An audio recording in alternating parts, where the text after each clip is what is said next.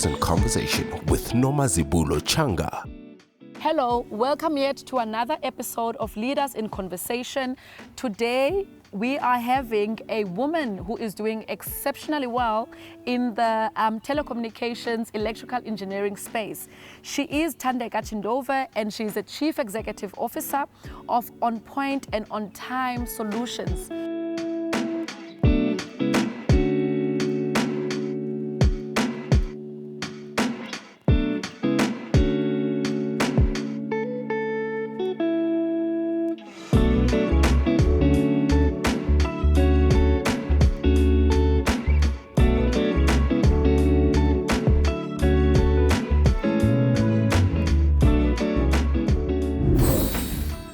Welcome, Thandeka. Thank you. Thank you for having me. And thank you for gracing us with your presence. Thank you. Thank you. It's lovely to chat to you. Yes, like we see a lot of fewer women that are occupying such positions and that are running these big companies in spaces where gender is an issue, where it's one race, one group of people that are in those industries. I mean, electrical engineering and telecommunication, it's a space that is not occupied by many women. So you're doing exceptionally well. Thank you. Well done. Thank you. Thank you. So tell me about On Point and On Time Solutions. What does the company do, and what does your role entail in the company? Okay. So On Point On Time Solutions is an engineering company. We cater for a vast a number of engineering disciplines. So we do electrical infrastructure, we do telecommunications, we do civils. And as part of our expansion now, we are also starting to do mechanical and also venturing into water infrastructure as well. Has that been what you've wanted to do, to venture into the broader scope of engineering? Yes, because we want to be, we want to offer all infrastructure solutions. Yeah. As the company says, it's a solutions company. We provide solutions. So we want to offer cover as much of the engineering disciplines as possibly as we can within the space. And how did you start your company, and how have you seen the growth over the years? So we started in 2015. I had just to go back a bit, when I had resigned from my work, I had resigned from work to start another business, which had nothing to do with engineering. Yes. It was a manufacturing business, and things didn't go so well, and that didn't, come to fruition at all. And now I was contemplating whether do I go back to corporate or do I find something else? And obviously going back to corporate for me was not the option. I think from a young age, I've always known that I want to be an entrepreneur. I want to be in that business space. So I then thought, okay, here's an opportunity. I do have access to expertise in this space. So why not do this? So I registered the company and started subcontracting. In 2015. I think that's a very good strategy, especially when you're trying to learn the industry, the environment, you're trying to navigate through it, to start with subcontracting so that you can, get to understand the industry better and who are the players in the industry, and then be able to navigate your way throughout that industry. So I think that was a very good strategy. Were you intentional about that? Yes, very intentional, because if you're a startup, no one's going to give you a contract. But with subcontracting, it gives you an opportunity to build your profile. So when you go out there, because you know what, as at the end of the day, people work with companies, but also people work with people. Yes. So they will remember, even if you've changed the company that you are with, they will always remember that, oh, so-and-so did such a good job for me, you know. So subcontracting was a way of just, building that profile and showing that there's this company, it's here, we are able to execute and do this work. And then we had our first contract in 2017. our first own contract, and then it's been, you know, growth and growth and growth since then. The growth has been tremendous. Yeah. How are you handling the growth? I believe that you employ about 70 employees, of which about 30% of them are permanent and 70% of them are on fixed-term contracts or as and when basis. But managing that staff complement of 70 people, that's huge. How are you managing this growth that came from 2017 to now? So the strategy is on most of the contracts, we have brilliant project managers, and then we have the fixed term people that come as per project. So another strategy that I use is I offer also subcontracting. So I then get subcontractors, we take them through a process of evaluating whether they can really be up to the task, and then we subcontract. Because I think sometimes, especially if it's a new contract, it's difficult to just go and employ 20 more people because you don't know how the frequency of that work is going to come. So it's easier to then put in a subcontractor, and the subcontractor knows that this contract is on a as and when, as and when basis. So that's the strategy that I've been implementing, because I think we've grown from 2017 from just 2 contracts, we have over 40 contracts. Wow. And that's nationally, right? Nationally, yeah. We have over 40 contracts. To be honest with you, not all of them are actually active. I'm ignoring some of them because, you know, as you're growing, you want to ensure that you're still maintaining the quality. Good relationship and quality. Good relationships and good quality. You don't want to go and do a shabby job and lose a whole client, you know. So I need to be very strategic and really pace myself with the growth. I love that, pacing yourself with the growth. So take me through your career journey. I mean, you worked in corporate for a number of years, and take me through your career journey. What did you study, and how did you enter the corporate space? Okay, so I studied internal auditing. On the 3rd year before I graduated, I thought, this is boring. Not for you. Numbers I do and not auditing. want to do. No, I like numbers. I love, but I didn't want to necessarily be an auditor. I've always wanted to be an entrepreneur. I remember growing up, my father wanted me to be a doctor. And I would tell him that, no, I want to have my own businesses.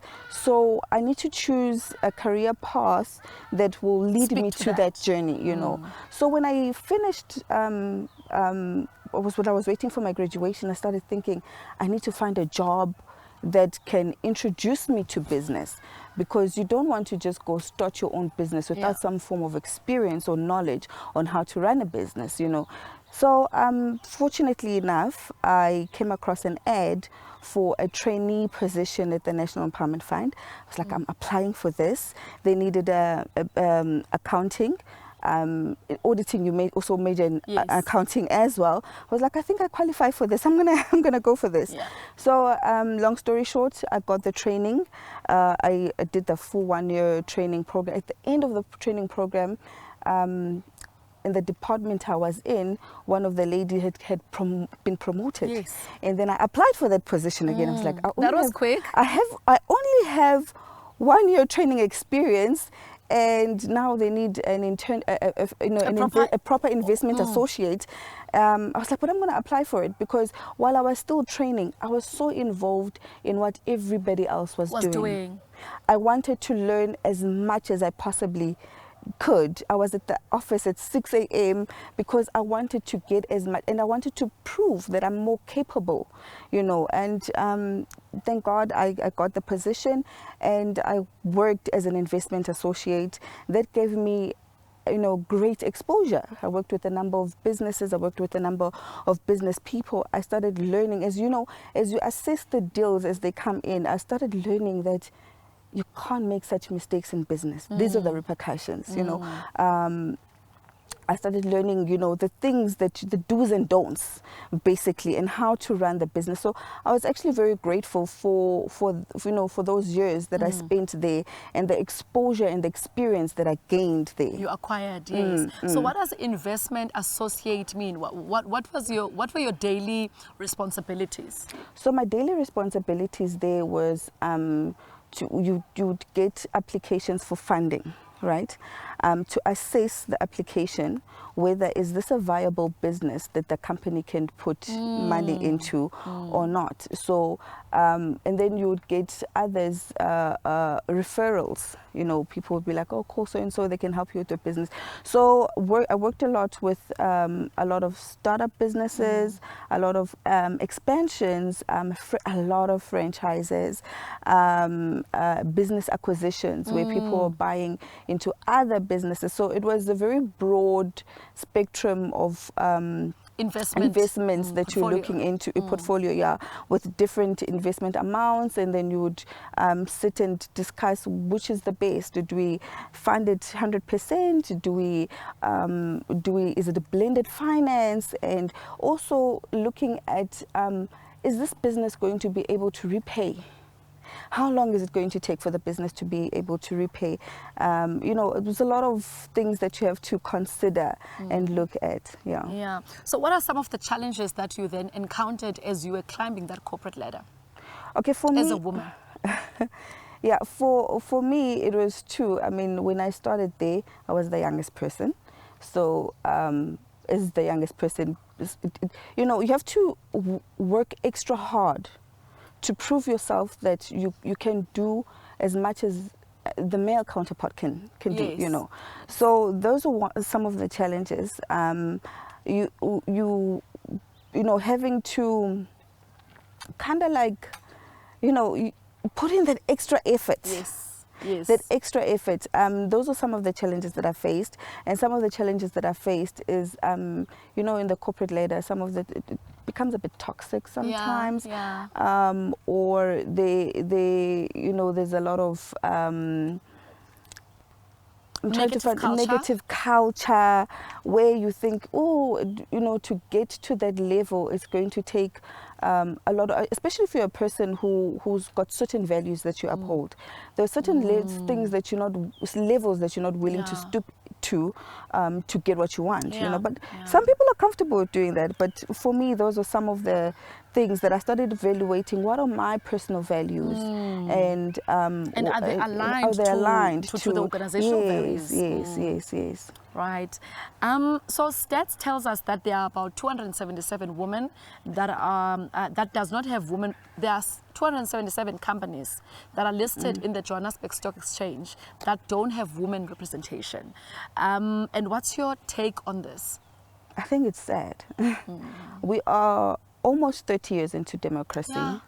And we're still seeing such stats. And this is talking about women, not black or white women. Yes, just women in general. So it's quite sad to see the reality that we are living in. This is still a man's world, you know. Yet I believe that women are such great leaders, and so many of those companies would benefit from having a woman being part of their board.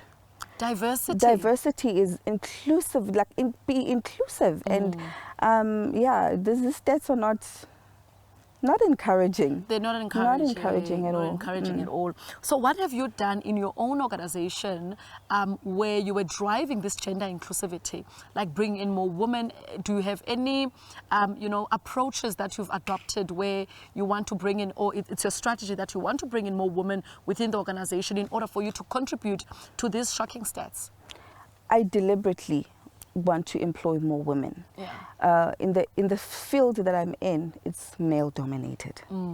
So when I come across a female who's an engineer who can do the job, I'm super thrilled, and try to create an environment for them to thrive in the job. Right. I don't have as many women working in my organization as I would love to, but I really try to create that environment that is, you know, conducive for women. And I would really love to have 80% women in the organization, you know. And also the few ladies that I do have, I ensure that we invest in them. Take them for more training, take them for more, expose them to more disciplines in the engineering space, because you really want to see them, you know, grow. To even if they leave one day, you know, but you really want to see them grow into you know, becoming yeah, better versions. Yes, Yeah, or yes. becoming talent, Yes, rather. yes, yeah. So, yeah, that's what I do. Yeah. We are continuing with the conversations. We are quickly going to an ad break. We will be back with Thandeka Chindove, who is the Chief Executive Officer at On Point and On Time Solutions. We'll be back shortly.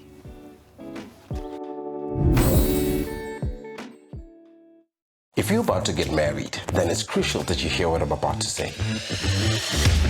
Your wedding day shouldn't just be an event. It's the day when the story of your love journey is shared among family and friends. And trust me, you need this to be captured beautifully because let's face it, your uncle's dance moves might not be as impressive the second time around. And to capture those precious moments, videography and photography are the most essential components of your wedding day. Now let me be honest with you. I know firsthand that videography and photography services can be often quite pricey. But fear not, because as the founder of Viligence, I am here to change that. I believe that capturing your love story should be affordable and accessible to everyone. That's why I personally offer wedding packages with flexible monthly payment plans, tailored to fit your budget without compromising on the quality you deserve. But what truly sets Viligence apart is our passion for storytelling. I don't just press the record button. I immerse myself in your love story, discovering the emotions, the connections, the love that makes your love story unique. Imagine reliving the tears of joy, the laughter, the heartfelt moments every time you watch your wedding video. That's the personal touch I bring to every project.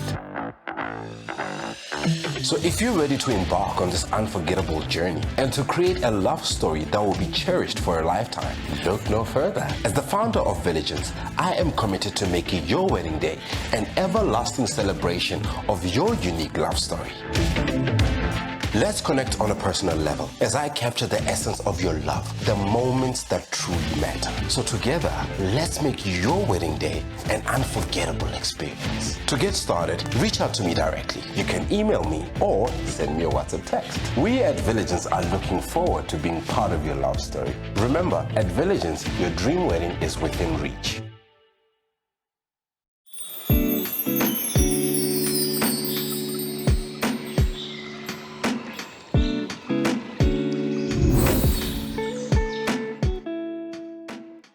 Welcome back to the Leaders in Conversation. On my couch today, I have Thandeka Chindove, who is the Chief Executive Officer of On Point, On Time Solutions, which is an engineering company that operates in the telecommunication space. Thandeka, welcome back. Thank you. So tell me, what do women bring on the table? And how can women create value in corporate? I think women bring a different leadership style than men. Women make brilliant leaders because a woman is a nurturer by nature. And a person who's a nurturer is a person who grows things by nature. That is something that every woman has naturally in them. Women are able to bring balance to a place, you know. And men are hunters, go-getters, and so are women, by the way. Women are go-getters. It's just that the way that a woman leads is very different. The approach and the way, it's very different. And I believe a woman-run organization yields more results than a male, you know, run organization. Yeah. And I believe it because stats actually tells us that you know, women-run organizations, you know, they get better results than men-run organizations compared to men-run organizations, or companies that are more diverse. They get, you know, more results on the bottom line, or increased results on the bottom line on their performance compared to you know, companies that are not so diverse. So how easy or difficult is it for women to climb the corporate ladder? So I think it's difficult. I think there's so much that works against the woman, you know, to climb the corporate ladder. You are second guessed, first of all. Your capabilities are second guessed. It's you know, it's been such a man's world for such a long time. Yeah. That breaking that has become so difficult, and it's slow. The process is slow. I'm not saying it's not happening. You are seeing a lot of diversity in some places, but the process is so much slower. So, considering we are 29 years into democracy. Yeah. But you've managed to break the boundaries. You've managed to get in an industry that is male-dominated. How did you do it? For more from Leaders in Conversation with Noma Zibulo Changa, you can continue listening to the rest of this episode on your audio streaming service app. Our podcast is available on various audio streaming platforms. Details in the description below. Don't forget to subscribe to our YouTube channel. Thank you for watching.